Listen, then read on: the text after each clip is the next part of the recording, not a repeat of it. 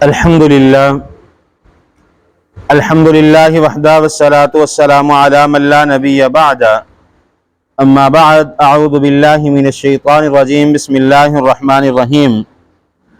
کتاب بلوغ المرام من ادلۃ الاحکام، حدیث نمبر 62 ہے، باب نواقض الوضو، وضو کو توڑ دینے والی چیزیں، ان کا متعلق جو ہے وہ بیان پڑھیں گے، احادیث پڑھیں گے کہ کن اعمال یا کن چیزوں کی وجہ سے جو ہے وہ وضو جو ہے وہ ختم ہو جاتا ہے، آپ کو وضو دوبارہ کرنا پڑے گا۔ تو حدیث نمبر 62 حضرت انس رضی اللہ تعالیٰ عنہ بیان فرماتے ہیں کہ نبی صلی اللہ علیہ وآلہ وسلم کے صحاب جو تھے، آپ کے ساتھی جو تھے، آپ کے دور میں عشاء کی نماز کے وقت جو تھا وہ آپ کا انتظار کیا کرتے تھے، اور عشاء کے وقت اتنا انتظار کرتے کہ رسول اللہ صلی اللہ علیہ وآلہ وسلم جب آتے تو آپ کی اقتداء میں جو ہے وہ نماز ادا کیا کرتے، اور صحابہ کرام اتنا انتظار کرتے کہ نیند کی وجہ سے جو ہے ان کی گردنیں جھک جایا کرتی تھی، نیند کا اس قدر غلبہ ہوتا کہ وہ نیند انہیں آنے لگ جاتی، گردنیں جھک جاتی۔ لیکن جب رسول اللہ صلی اللہ علیہ وآلہ وسلم آتے، آپ مصلی امامت پر آتے، اقامت کہہ دی جاتی، اور صحابہ کرام اسی طرح اٹھ کے جماعت کے اندر شامل ہو جاتے۔ حالانکہ یہ عمل جو تھا، رسول اللہ صلی اللہ علیہ وسلم جب اپنے حجرہ مبارک سے نکلتے، مسجد کے اندر داخل ہوتے، چند صفوں کا جو فاصلہ ہوتا وہ طے کر کے مصلی تک آتے، اور جو اقامت کہنے والا ہے، مؤذن جو ہے وہ اقامت کہتا، اور صحابہ کرام اٹھ کھڑے ہوتے، اور رسول اللہ صلی اللہ علیہ وسلم صحابہ کرام کو دیکھ رہے ہوتے کہ ان کی گردنیں جو ہے وہ نیند کی وجہ سے جھک رہی ہیں۔ تو رسول اللہ صلی اللہ علیہ وسلم نے نہ تو انہیں وضو کرنے کا حکم دیا اور نہ ہی صحابہ کرام نے وضو کیا، اسی طرح آ کے جو ہے وہ آپ کی ابتدا میں جو ہے نماز عشاء کو ادا کر دیتے۔ اب یہاں پر دو مسئلے جو ہیں ان کو واضح کرنا چاہوں گا۔ ایک تو امام کا انتظار کرنا، امام کا انتظار کرنا جو ہے، اگر گھڑی لگی ہے، آپ کو علم ہے کہ نماز کا ٹائم ایک مثال ہے 5:15 پر ہے، کسی بھی نماز کا میں ایک مثال دے رہا ہوں، تو اگر 16 منٹ ہو گئے ہیں، 17 منٹ ہو گئے ہیں، تو یہ نہیں کہ آپ میں سے کوئی شخص سامنے آئے اور امامت کروا دے، یہ جائز نہیں۔ امام رسول اللہ صلی اللہ علیہ وسلم نے فرمایا کہ امام اسی لیے منتخب کیا جاتا ہے کہ آپ اس کی ابتدا میں نماز پڑھیں۔ اگر آپ نے امام کا انتظار نہیں کرنا تو یہ سنت کی مخالف ہے۔ صحابہ کرام رسول اللہ کا انتظار کیا کرتے تھے، بلکہ رمضان المبارک کی بڑی معروف حدیث ہے، رسول اللہ صلی اللہ علیہ وسلم نے پہلی 23ویں رات نماز تراویح عشاء کے فوری بعد پڑھائی، دوسری 25ویں رات جو ہے آپ صلی اللہ علیہ وسلم نے درمیانی رات نماز تراویح پڑھائی، اور پھر 27ویں رات کے آخری پہر میں جو ہے آپ نے تراویحاں پڑھائی۔ 29ویں رات جو ہے صحابہ کرام انتظار کرتے رہے۔ صحابہ کرام فرماتے ہیں کہ ہم نے اتنا انتظار کیا کہ ہمیں اندازہ ہو گیا کہ ہم گھر جا کے سحری نہیں کر سکتے۔ یعنی امام کا انتظار کرنا جو ہے وہ سنت ہے اور شرعی حق ہے۔ یہ مت سمجھے کہ ٹائم ہو گیا، اگر آپ کو اس چیز کا اندازہ ہے کہ ہمارے امام صاحب یہاں موجود نہیں ہے تو ان کی غیر موجودگی میں جسے نائب امام یا جسے آپ میں سے جو عمر میں بڑا ہے، قرآن کو زیادہ جاننے والا ہے، انشاءاللہ آگے وہ مسائل پڑھیں گے امامت کے متعلق بھی، تو ایک تو مسئلہ اس سے یہ واضح ہوتا ہے کہ امام کا انتظار کرنا شرعی ہے اور سنت ہے، صحابہ کرام رضوان اللہ علیہ مجمعین کا جو ہے وہ طریقہ ہے۔ اب رسول اللہ صلی اللہ علیہ وسلم نے وضو کے ساتھ مسواک کا حکم کیوں نہیں دیا؟ پچھلے سبق میں ہم نے حدیث پڑھی ہے کہ رسول اللہ صلی اللہ علیہ وسلم نے کیوں ہر وضو کے ساتھ مسواک کرنے کا حکم نہیں دیا؟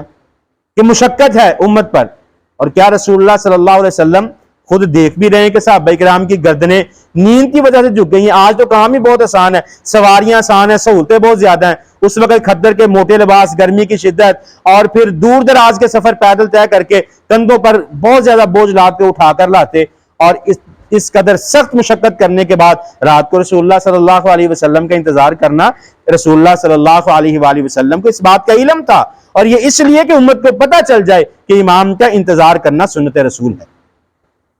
اور دوسرا کہ اگر آپ نماز کے انتظار میں بیٹھے ہیں، آپ جلدی آ گئے مسجد میں، آپ کو اللہ ایک تو جتنی توفیق دے آپ نوافل کو ادا کریں، جتنی اللہ توفیق دے زیادہ سے زیادہ مسجد میں آ کر نوافل کو ادا کرنے چاہیے۔ ایک یہ بھی پتہ چلا کہ صحابہ کرام کافی وقت مسجد میں پہلے آ جایا کرتے تھے، جو بیٹھ کے قرآن کی تلاوت بھی کیا کرتے ہوں گے، نوافل بھی پڑھتے ہوں گے، اور پھر اتنا انتظار کرتے کہ ان پر نیند کا غلبہ آ جاتا۔ تو مسجد میں ٹائم وقت کے ساتھ آئیں، قرآن کی تلاوت کریں جس قدر اللہ رب العالمین استطاعت عطا فرمائے، آپ نوافل کو ادا کریں. اور پھر اگر بیٹھے ہوئے، خصوصاً زیادہ تر یہ معاملہ جو ہوتا ہے فجر کی نماز، عموماً ظہر کے وقت بھی یہ معاملہ پیش آ جاتا ہے. عموماً جو ہے فجر، ظہر اور عشاء کی یہ جو 3 نمازیں ہیں، ان کے اندر یہ معاملہ اکثر لوگوں کے ساتھ پیش آ جاتا ہے کہ نماز کے انتظار میں بیٹھے ہوئے اونگ آ جاتی ہے، آنکھ لگ جاتی ہے. اب یہاں پر ایک مسئلے کی اور وضاحت کرنا چاہتا ہوں کہ اگر آپ کسی ستون کے ساتھ کسی جگہ پر لیٹ کر یا کسی کوئی ٹیک لگا کر نیند کرتے ہیں، نیند آ جاتی ہے، آنکھ لگ جاتی ہے، تو اس وقت آپ کو وضو کرنا پڑے گا. اگر ٹیک لگا کے آپ سو رہے ہیں یا اس قدر آپ کی نیند گہری ہوگی کہ آپ کے کھراٹوں کی آواز سنائی دینی شروع ہوگی، تو اس وقت جو ہے آپ وضو کر لیں. ورنہ نماز کے انتظار میں اگر بغیر کسی سہارے کے آپ بیٹھے سو رہے ہیں تو اس میں وضو کرنے کی ضرورت نہیں ہے. وضو آپ کا جو ہے وہ کامل رہے گا، وہ ٹوٹے گا نہیں. حدیث نمبر 63 ہے. حضرت عائشہ رضی اللہ تعالی عنہ اس حدیث کی راوی ہیں اور صحیح مسلم میں، بخاری میں، مسلم میں روایت نقل ہے. حضرت فاطمہ بنت ابی جحیش رضی اللہ تعالی عنہ حدیث بیان کرتی ہیں، فرماتی ہیں میں رسول اللہ صلی اللہ علیہ وسلم کے پاس آئی اور آ کر میں نے سوال کیا کہ اللہ کے پیغمبر، مجھے حیض کے بعد کچھ دن خون آتا رہتا ہے، کیا میں نماز کو چھوڑ دوں؟ جو حیض کے احکامات ہیں، جب مخصوص ایام آتے ہیں تو خون آتا ہے تو اس وقت تو نماز کو چھوڑ دیا جاتا ہے، کیا اس کے بعد بھی میں نماز کو چھوڑ دوں؟ تو رسول اللہ صلی اللہ علیہ وسلم نے فرمایا کہ جب تمہارے ایام پورے ہو جائیں اس کے بعد یہ رگ کا خون ہے، اس میں کوئی قباحت نہیں، لیکن ہر نماز کے لیے وضو کرنا، طہارت کرنا، وضو کرنا لازم اور ضروری ہے. کیونکہ یہ عورتوں کے مسائل، اس پر اتنی زیادہ وضاحت کی ضرورت نہیں ہے. تو بہرحال گھر میں کبھی آپ کو ضرورت پڑ سکتی ہے، اہلیہ ہے، کوئی گھر میں پوچھ سکتا ہے، تو اس قدر کا مسئلہ جو آپ کے علم میں ہونا چاہیے. تو اگر اس طرح کا کوئی معاملہ ہو، ماہواری کے ایام پورے ہو جائیں، اس کے بعد اگر خون آ جائے تو غسل کر لے، اگر غسل نہیں تو وضو کر کے جو ہے، وضو لازمن کرنا پڑے گا، وضو کر کے نماز عورت ادا کر لے گی. حدیث نمبر 64 ہے. حضرت علی بن ابی طالب رضی اللہ تعالیٰ عنہ جو ہے، حضرت علی المرتضیٰ رضی اللہ تعالیٰ عنہ اس حدیث کے راوی ہیں. صحیح بخاری اور مسلم میں حدیث نقل ہے. جو حدیث جس کا ترجمہ میں آپ کو سنانے لگا ہوں، یہ بخاری شریف میں ان الفاظ کے ساتھ نقل ہے. حضرت علی رضی اللہ تعالیٰ عنہ بیان فرماتے ہیں کہ مجھے کنت رجلا مزا فامرت مقداد ان يسأل النبي صلی اللہ علیہ وسلم. حضرت علی المرتضیٰ رضی اللہ تعالیٰ عنہ فرماتے ہیں کہ میں ایسا شخص تھا کہ جسے مزی کی شکایت تھی. اب یہ مزی کیا چیز ہے؟ عموماً ہمیں پہلی دفعہ اکثر لوگوں نے یہ لفظ سنا ہوگا. مزی اس پانی کے لیسدار قطرے کو کہتے ہیں جو عموماً شہوت کے بعد انسان کی شرمگاہ سے نکلتا ہے. اور یہ جو اکثر بیماری طاقتور لوگوں کے اندر جو ہے، ائمہ حدیث لکھتے ہیں کہ جو طاقتور، جن کو اللہ رب العالمین نے مردانہ طاقت زیادہ دی ہوتی ہے، ان کے ساتھ یہ معاملہ پیش آتا ہے. تو ان کے لیے کیا حکم ہے؟ کیا وہ غسل کریں گے یا وضو کر کے نماز پڑھ لیں گے؟ حضرت علی رضی اللہ تعالیٰ عنہ بیان فرماتے ہیں کہ میں نے حضرت مقداد سے کہا کہ رسول اللہ صلی اللہ علیہ وسلم سے مجھے یہ مسئلہ پوچھ دو. حضرت علی نے خود کیوں نہیں پوچھا؟ کیونکہ داماد تھے رسول اللہ صلی اللہ علیہ وسلم کے، شرم و حیا تھی. تو حضرت مقداد رضی اللہ تعالیٰ عنہ سے کہا کہ ان یسأل النبی صلی اللہ علیہ وسلم، کہ تم رسول اللہ صلی اللہ علیہ وسلم سے مجھے یہ مسئلہ پوچھ دو. تو رسول اللہ صلی اللہ علیہ وسلم سے جب حضرت مقداد نے یہ مسئلہ پوچھا تو رسول اللہ صلی اللہ علیہ وسلم نے فرمایا فیہ الوضوء. اس وقت جو ہے آپ کو جب اندازہ ہو کہ مزی کا قطرہ آ چکا ہے تو آپ طہارت کر کے جو ہے آپ وضو کریں اور نماز پڑھ لیں. غسل واجب نہیں ہوتا. اگر منی کا اخراج ہو جائے تو اس وقت غسل واجب ہو جاتا ہے، وضو نہیں، پھر غسل کرنا پڑے گا. وہ جیسے بھی ہے، احتلام کی شکل میں، میاں بیوی کی مباشرت کے ساتھ ہے، جیسے بھی طریقہ کار پیچھے میں نے تفصیل سے پڑھائے تھے آپ کو. تو اگر مزی کا قطرہ آ جائے تو آپ وضو کر کے نماز جو ہے پڑھ سکتے ہیں. مزی کی وجہ سے جو ہے غسل واجب نہیں ہوتا، البتہ طہارت کے لیے، نماز کے لیے وضو کرنا لازم اور ضروری ہے. حدیث نمبر 65 ہے. حضرت عائشہ رضی اللہ تعالی عنہا اس حدیث کی راوی ہیں اور مسند احمد میں یہ حدیث نقل ہے. فرماتی ہیں نبی مکرم صلی اللہ علیہ وسلم اپنی ازواج میں سے اگر کسی کا بوسہ لیتے تو دوبارہ وضو نہ کرتے. یعنی اگر آپ نے وضو کر لیا ہے، شادی شدہ جو شخص ہے وہ اپنی بیوی کا اگر بوسہ لے لیتا ہے تو اس سے وضو اس کا باطل نہیں ہوتا، وضو ٹوٹتا نہیں ہے، وضو قائم رہتا ہے. حدیث نمبر 66 ہے. حضرت ابو ہریرہ رضی اللہ تعالی عنہ اس حدیث کے راوی ہیں اور صحیح مسلم میں جو ہے وہ حدیث نقل ہے. فرماتے ہیں کہ رسول اللہ صلی اللہ علیہ وسلم نے فرمایا اذا وجد احدکم فی بطنہ شیئا، بڑا اہم مسئلہ یہ حدیث جو بڑی زبردست ہے. ہم اکثر اوقات کھانا کھا کے گھر سے نکلتے ہیں، کھانا کھائے کو کچھ وقت ہو جاتا ہے تو معدے کی پرابلم اکثر لوگوں کو ہوتی ہے، تو پیٹ کے اندر ایسے جیسے ہوا کا غبارہ پھرتا ہے. ابھی انسان وہ ایک شبہ آ جاتا ہے پتہ نہیں ہوا خارج ہوگی ہے کہ نہیں خارج ہوئی، تو ایسے معاملے میں کیا وضو باقی رہ جائے گا یا ٹوٹ جائے گا؟ رسول اللہ صلی اللہ علیہ وسلم نے فرمایا کہ جب تمہارے میں سے کوئی شخص جس کے ساتھ ایسا معاملہ پیش ہوئے کہ اس کے معدے میں ہوا گڑبڑ کر رہی ہے، اسے کبھی شک پڑتا ہے کہ شاید ہوا خارج ہو گئی ہے، کبھی شک پڑتا ہے کہ ہوا خارج نہیں ہوئی، تو رسول اللہ صلی اللہ علیہ وسلم نے فرمایا کہ اس کا بہترین طریقہ یہ ہے کہ حتی یسمع صوتا او یجد ریحا، صوت آواز کو کہتے ہیں، ری بو کو کہتے ہیں. رسول اللہ صلی اللہ علیہ وسلم نے فرمایا جب تک تمہیں اس بات کا احساس نہ ہو جائے کہ تمہارے ہوا خارج ہونے کی وجہ سے اب جو آواز پیدا ہوتی ہے اس آواز کو سن لیا ہے یا بو تمہیں محسوس ہو گئی ہے کہ بو آ گئی ہے، تو اگر آپ کو شبہ ہے تو اس وقت وضو نہیں ٹوٹے گا جب تک آپ کو اس بات کی وضاحت نہ ہو جائے کہ یسمع صوتا آواز سن لے او یجد ریحا یا وہ بو کو سونگھ لے. جب یہ دونوں چیزوں میں سے کوئی ایک آپ کو محسوس ہو جائے اس وقت آپ پر وضو جو ہے نماز کے لیے ضروری ہو جاتا ہے. آپ کی نماز مکمل نہیں ہوگی، آپ کو وضو کرنا پڑے گا. اگر نہ آواز ہے نہ بو ہے تو اس وقت اگر صرف شبہ ہے تو اس وقت وضو آپ کا کامل رہے گا، وضو ناقص نہیں ہوئے گا، وضو ٹوٹے گا نہیں. حدیث نمبر جو ہے 67 ہے. حضرت طلق بن علی رضی اللہ تعالیٰ عنہ اس حدیث کے راوی ہیں اور یہ حدیث جو ہے ابن حبان میں یہ حدیث نقل ہے. امام ابن حبان نے اس حدیث کو ذکر فرمایا ہے.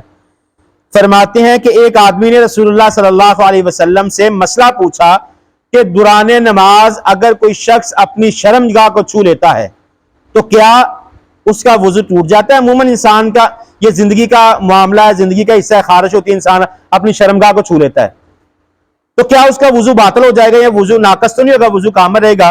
تو رسول اللہ صلی اللہ علیہ وسلم نے فرمایا لا انما ہوا بضعۃ منک، رسول اللہ صلی اللہ علیہ وسلم نے فرمایا کہ نہیں، تمہارا وضو نہیں ٹوٹے گا بلکہ یہ تمہارے جسم کا ایک حصہ ہے. اگر تم آپ شرمگاہ کو خارج کر لیتے ہو تو اس کے ساتھ آپ کا وضو باطل نہیں ہوگا، وضو ٹوٹے گا نہیں، وضو کامل رہے گا. کیونکہ یہ تو ہر انسان کے ساتھ معاملہ پیش آتا ہے، عموماً گرمیوں میں زیادہ یہ مسائل پیش آتے ہیں تو آپ کا وضو ٹوٹے گا نہیں.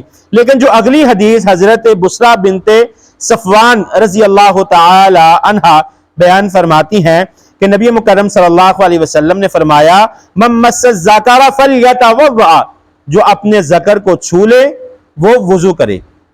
اب یہ حدیث جو ہے یہ بخاری شریف کی حدیث ہے، پچھلی ہم نے ابن حبان کی پڑھی ہے. بخاری شریف کی شرائط جو ہیں وہ ابن حبان سے کئی درجے سخت جو ہے ان کی شرائط ہے امام بخاری کی، اسی لیے امام بخاری کو کتابوں میں سے بخاری شریف کو پہلا درجہ دیا جاتا ہے. تو امام بخاری کے حدیث کو زیادہ معتبر جانا جائے گا. اب حضرت بصرہ بنت صفوان فرماتی ہیں کہ رسول اللہ صلی اللہ علیہ وسلم نے فرمایا جو اپنے ذکر کو چھوئے تو وہ وضو کر لے. اب ان دونوں حدیث میں تطبیق کیا ہے؟ پہلی حدیث جو ہے اس کے الفاظ میں پڑھ دیتا ہوں کہ حضرت طلق بن علی رضی اللہ تعالیٰ عنہ فرماتے ہیں قال رجل مست الذکر او قال الرجل یمسح الذکر فی الصلاۃ علیہ وضوء، الفاظ پر غور کیجئے کہ کہتے ہیں کہ ایک شخص نے سوال کیا ایک شخص نے رجل یمسح ذکرہ فی الصلاۃ کہ اس نے اپنی شرمگاہ کو نماز کے اندر چھوا. دوسری حدیث کے لفظ کیا ہے؟ من مس الذکر فلیتوضأ، جس نے اپنی شرمگاہ کو چھو لیا وہ وضو کرے گا. یہ جو دوسری حدیث بخاری شریف والی ہے اس میں نماز کا لفظ نہیں ہے کہ نماز کے درمیان وضو کا. علماء کرام تطبیق کیا کرتے ہیں کہ اگر آپ نے جب اپنی شرمگاہ کو چھوا اس وقت درمیان میں کپڑا ہے تو آپ وضو کی ضرورت نہیں ہے. خارج کرتا ہے نماز کے دوران ہے، ویسے چلتے پھرتے خارج ہوئی، آپ گھر سے وضو کر کے نکلے ہیں، شرمگاہ پر خارج ہوتی ہے آپ خارج کر لیتے ہیں، کپڑا اوپر موجود ہے تو آپ کا وضو کامل ہے، وضو ناقص نہیں ہوا. لیکن اگر کپڑا ہٹ جاتا ہے، بعض لوگ تہہ بند باندھتے ہیں، خارج کرتے ہوئے کپڑا ہٹ سکتا ہے، یا اپنے گھر میں کوئی بھی وجہ بن سکتی ہے کہ آپ کی شرمگاہ کو ہاتھ لگ گیا لیکن آپ نے کپڑا نہیں درمیان میں ہے، ڈائریکٹ شرمگاہ کو ہاتھ لگ گیا، تو پھر اس وقت آپ کو وضو کرنا لازم اور ضروری ہے۔ آج کا جو سبق ہے نواقض کے وضو کے حوالے سے، اور یہ ساری احادیث جو تھی بہت اہم ہے۔ پچھلے سبق میں نے ایک چھوٹا سا خود ہی اندازہ لگایا کہ عربی عبارت کی تو آپ کو سمجھ نہیں آئے گی، یہاں پر ضرورت ہوگی وہاں پر میں عربی عبارت کو پڑھ دیا کروں گا، کیونکہ وقت تھوڑا سا مخصوص ہو جائے گا، ہم زیادہ حدیث کو پڑھ سکیں گے، زیادہ مسائل کو جان سکیں گے۔ تو آج کے مسائل اتنے ہی ہیں، انشاءاللہ اگلے جو مسائل ہیں حدیث نمبر 69 سے انشاءاللہ شروع کریں گے۔ ابھی کافی سارے مسائل جو ہیں نواقض سے وضو کے حوالے سے کافی احادیث جو ہیں وہ موجود ہیں۔ تو آج کے سبق کے حوالے سے کسی کے ذہن میں کوئی بات ہے تو وہ پوچھ لے۔